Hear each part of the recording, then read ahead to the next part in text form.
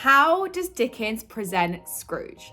This is the only video you're going to need for everything to do with Scrooge. Let's kickstart it with an overall sentence to summarize. Dickens crafts Scrooge as a manifestation of Victorian avarice, greed, and moral decay. His transformation from a misanthropic, so disliking others, miser, someone who's stingy, to a benevolent philanthropist, a loving charitable person, is used by Dickens to critique upper class greed and to call for social reform. Nice way to summarize how we're talking about Scrooge at the beginning and how he's this miser, he's really stingy, and how he has this transformation to be this philanthropic person, meaning he's very charitable. And I've linked it overall to what Dickens is trying to do. He's trying to critique the upper class's greed, because think in Victorian society at this time, the upper class were very greedy, they did not share their wealth, which led to this continual social inequality, that the poor were kept poor and the rich stayed rich. And he's also trying to call for social reform. So he's trying to encourage his readers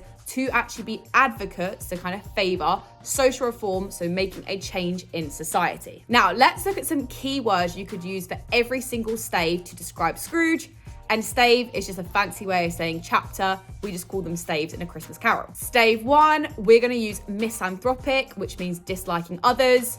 We see very clearly that Scrooge dislikes others. He doesn't interact with society. He likes to isolate himself. Stave 2, we're going to use the word nostalgic. It's kind of looking back on the past quite fondly. This is, of course, when the ghost of Christmas past comes to visit Scrooge. He shows him his past, and Scrooge is very nostalgic. He looks back quite fondly on his childhood. Stave 3 is chastened. This means humbled.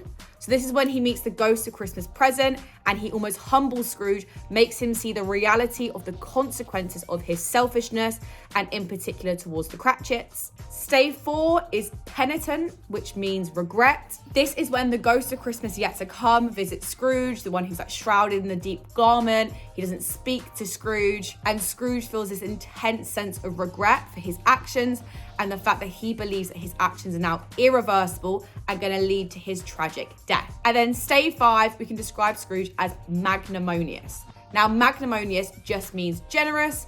We get to see he transforms into this very magnanimous and charitable individual.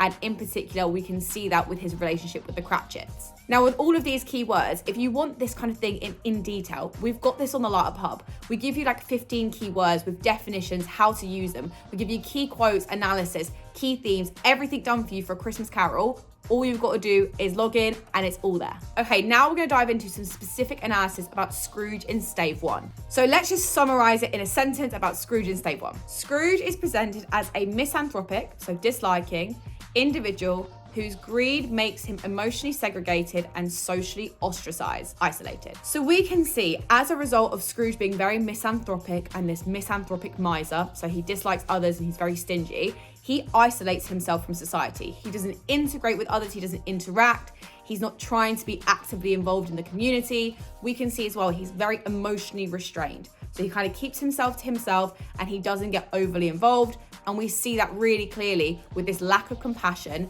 and this lack of interaction he has with everyone in society. And a quote we can use to support that is, "Hard and sharp as flint, from which no steel had ever struck out generous fire." This quote is basically suggesting that he's very cold, emotionally restrained, and he doesn't really get involved in society. So when we're looking at some analysis for this quote, a technique that we can pick out is a simile. Now, a simile is saying something is like something else or is as something else. So a metaphor, for example, is saying something is something else. A simile is saying it's like or as. So sharp as flint shows that that is a simile because we're using the word as. The comparison to flint suggests that Scrooge is both misanthropic and cold, devoid of warmth and humanity. However, Dickens chooses to specify that no steel had ever struck out generous fire, implies that he's not merely hardened by experience, but has never displayed generosity, showing his deep-rooted misanthropy. So we can see here with this bit of analysis that we're looking at this simile and how it suggests that he's very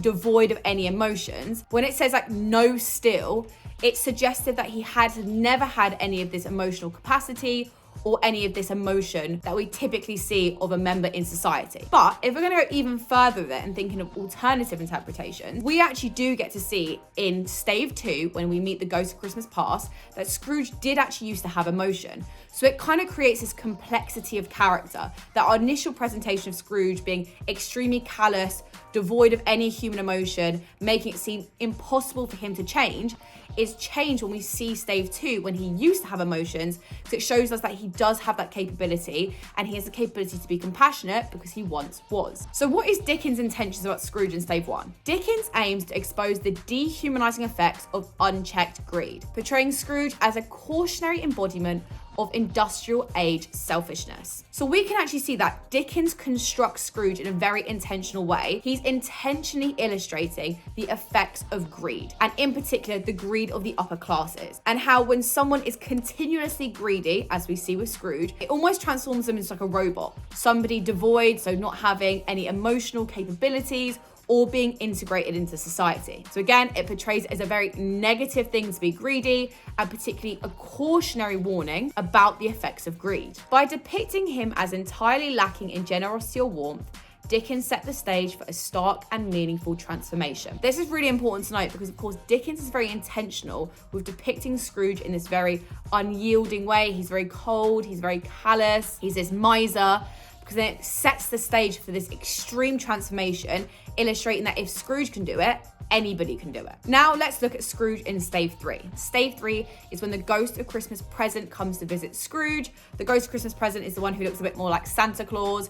He comes to show Scrooge the effect, and particularly the effects on the Cratchit family, Bob Cratchit, who's actually one of Scrooge's workers, and how they have little to nothing, but they're still very grateful for what they have. So a summary sentence that we can kind of look at Scrooge in Stave 3 is, Scrooge undergoes a chastening, so humbling, revelation, beginning to develop moral consciousness as he witnesses the hardships of others, particularly the Cratchit family. So we can really see that Scrooge begins to develop empathy here. So he's had this understanding of really the plight, so the struggles of the Cratchits and the lower classes in general.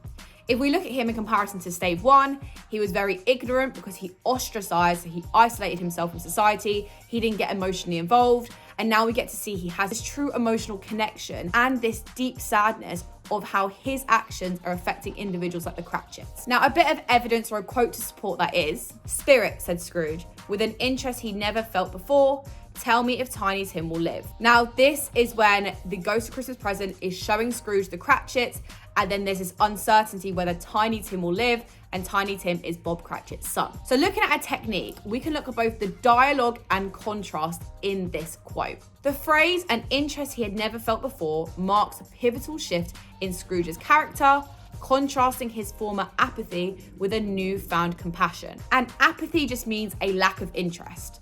So we can really see here the beginning of Scrooge's transformation. And that's a really important thing to note, guys. When we're talking about Scrooge, we want to compare him. You don't have to include a quote from like Stave 1, but we want to be comparing his development and his change, because it shows you're not just analysing that quote, you're linking it to other ideas. His direct question about Tiny Tim's fate signifies an emotional awakening, highlighting his emerging empathy and investment in others' well-being. So we can see Scrooge has really begun to transform into this compassionate member of society. He starts to think about the consequences of his own actions and the well-being of others. Whereas before he was completely isolated, only focused on himself. He was very individualistic in terms of he only focused on himself as an individual.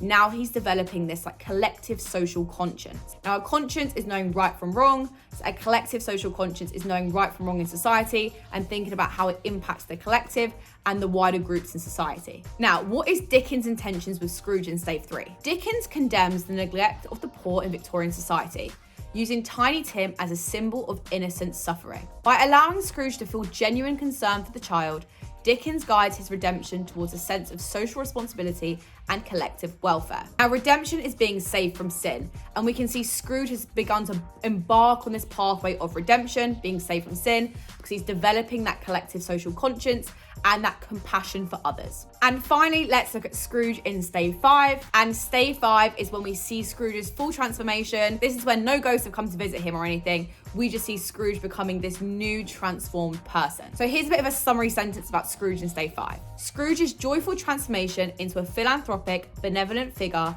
symbolizes the triumph of redemption over greed, affirming Dickens' moral message of social responsibility. So philanthropic means he's charitable, and we can see he becomes this very magnanimous individual. Now, magnanimous means he becomes very generous. So a full transformation from his very parsimonious depiction in Stave 1. A quote we can use to support this is, "I am as light as a feather, I am as happy as an angel, I am as merry as a schoolboy." So the technique we can look at is the tricolon of similes. Now, tricolon, it just means we've got three of them, and similes is saying something is like or as. So light as a feather, merry as a schoolboy, they are similes. So the tricolon of similes conveys an overwhelming sense of renewal, with light as a feather suggesting a release from the burden of greed, happy as an angel indicating moral purity, and merry as a schoolboy reinforcing his childlike joy in embracing generosity. So again, it reinforces this full transformation. We see he's embodying this light-hearted character, which is before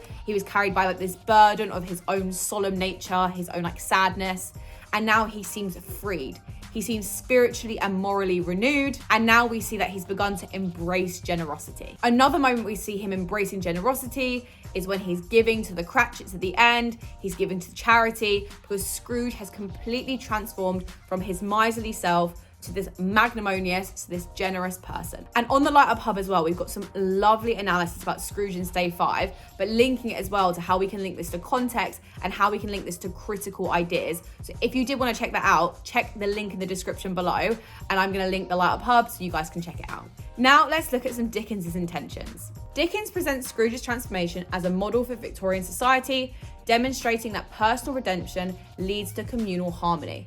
Through Scrooge's newfound generosity, Dickens advocates for a moral and social awakening that prioritizes kindness over wealth. So we can see that Dickens utilizes Scrooge's transformation as an example. If Scrooge can go from this miserly and selfish individual and could change and have such a positive impact on his community around him, Dickens uses that as an example that if society did the same thing as Scrooge did, has this transformation, that it would have a huge positive impact on the rest of society and community and will lead to social change and more social justice that would be found in Victorian society. So guys, that's a full deep dive on how Dickens presents Scrooge in A Christmas Carol. If you did like this, make sure you subscribe because we do plenty of videos like this. And of course, do check out the Lightup Hub because if you like these kind of videos, you're gonna love the Lightup Hub. And what I'm gonna do is I'm gonna link another video here to help you with your Christmas Carol revision.